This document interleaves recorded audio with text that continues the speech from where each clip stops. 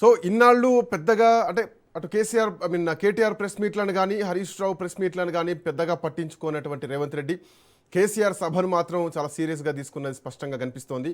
ఉమ్మడి కరీంనగర్ జిల్లా వేదికగా ఈరోజు రాష్ట్ర రాజకీయం నడవబోతోందని చెప్పడంలో ఎట్లాంటి సందేహం లేదు. ఉమ్మడి కరీంనగర్ జిల్లా తెలంగాణ ఉద్యమానికి కేంద్ర బిందువు. సో కేసీఆర్ రాజకీయంగా అక్కడి నుంచి ఎదిగినటువంటి వ్యక్తి. అదే జిల్లాలో జీవన్ రెడ్డి కూడా చాలా బలమైనటువంటి నాయకుడు. సో మూడు ఇక్కడ ఈవెంట్స్ని మనం చూడాలి. ఒకటి కేసీఆర్ సభ, రెండు రేవంత్ రెడ్డి సభ, మూడవది 40 ఏళ్ళు పార్టీ జెండా మోసినటువంటి జీవన్ రెడ్డి, ఒక బిగ్గెస్ట్ లీడర్ ఇన్ కాంగ్రెస్ పార్టీలో ఉన్న నేత ఈరోజు బీఆర్ఎస్ పార్టీలోకి చేరుతున్నారు.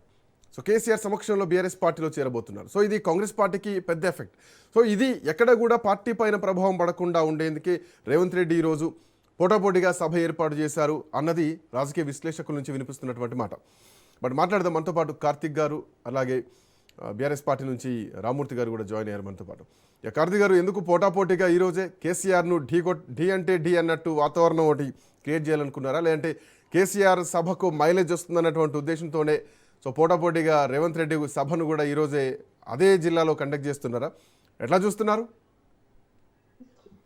సార్, అయితే ఈరోజు రేవంత్ రెడ్డి గారు కాళేశ్వరం వెళ్తున్నారు అనేసరికి ఎందుకో బీఆర్ఎస్ పార్టీ వాళ్ళ కూసలు కదిలిపోతున్నాయని అనిపిస్తుంది. వాళ్ళు అనవసరమైనటువంటి కారుకూతలన్నీ ఎందుకు వస్తున్నారో మేమైతే అర్థంగా. జీవన్ రెడ్డి గారిని చాలా రోజుల నుంచి కూడా బీఆర్ఎస్ పార్టీ తెచ్చుకోవాలని మీరు అనుకుంటున్నారు.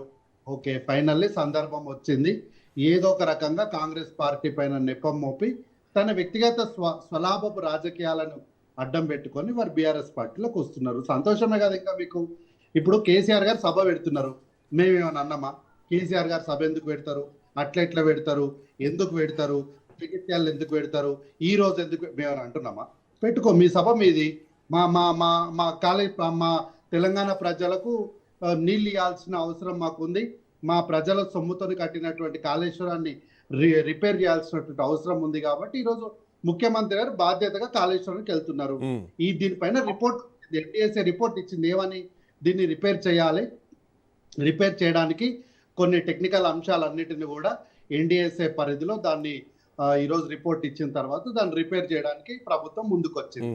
జీవన్ రెడ్డి గారు కాంగ్రెస్ పార్టీ నుంచి వెళ్ళిపోవడం వల్ల పార్టీకి వచ్చినటువంటి పెద్ద నష్టం ఏం లేదు. కాకపోతే ఏంటంటే 40 సంవత్సరాలు కాంగ్రెస్ పార్టీతో ఉన్నారు కాబట్టి భవిష్యత్ తరాల్లో అంటే ఎన్ఎస్యుఐ నుంచి ఎవరన్నా ఈ కొత్త తరం వాళ్ళు రాజకీయాల్లోకి వచ్చే వాళ్ళకి కాంగ్రెస్ పార్టీ యొక్క విధి విధానాలు ఎలా ఉంటాయి అని చెప్పడానికి ఒక అనుభవం కలిగిన వ్యక్తి అంతవరకే. కానీ జీవన్ రెడ్డి గారు పెద్ద నాయకుడు. అంటే 15 సార్లు బీఫామ్ ఇస్తే ఆయన గెలిచింది ఎన్నిసార్లు సార్? ఎమ్మెల్యే ఇచ్చినాం, ఎమ్మెల్యే ఇస్తే ఎమ్మెల్యే ఓడిపోయాడు, ఎమ్మెల్యే ఓడిపోతే ఎంపీ ఇచ్చినాం, ఎంపీ కూడా ఓడిపోయాడు. కాబట్టి ఆయన తిరుగులేని నాయకుడు, ఓటమెరగని నాయకుడు ఏం కాదు. అంతకు మించినటువంటి మహామహులు కాంగ్రెస్ పార్టీలోకి వచ్చి కాంగ్రెస్ పార్టీని వాళ్ళు ఏదో చెప్పు చేతల్లో పెట్టుకోవాలనో లేకపోతే ఇంకోటి ఆలోచన చేసుకోవాలనో. నేను ఒక మాట చెప్తా సార్, పొన్నాల లక్ష్మయ్య గారి కన్నా జీవన్ రెడ్డి గారు పెద్ద నాయకుడు అని నేనైతే అనుకోను. ఎందుకంటే అంత పెద్ద నాయకుడు కాకపోతే ఎందుకు అంతగానం బతలాడి పార్టీలో ఉంచాల్సినటువంటి అవసరం ఏర్పడ్డది? శ్రీధర్ బాబు పోవడం, అడ్లూరు లక్ష్మణ్ పోవడం. సో చిన్న నాయకులు అయితే కాదు కదా, పెద్ద నాయకులే ఆయన వెళ్ళి అఫ్కోర్స్ రిక్వెస్ట్ చేసుకున్నారు పార్టీ నుంచి విడిచి వెళ్ళిపోకుండా. ఆయన వయసుకున్న గౌరవం ఇచ్చినాము. వారు మా దగ్గర ఎమ్మెల్యే ఉండే, ఎమ్మెల్సీ ఉండే. కాబట్టి ఎందుకంటే ఈ రోజే ఎందుకు మేడిగడ్డ పర్యటన పెట్టుకోవాల్సి వచ్చింది, ఈ రోజే ఎందుకు సభ పెట్టుకోవాల్సి వచ్చింది? సో అంటే ఏ మాత్రం ప్రభుత్వం మీద ఎఫెక్ట్?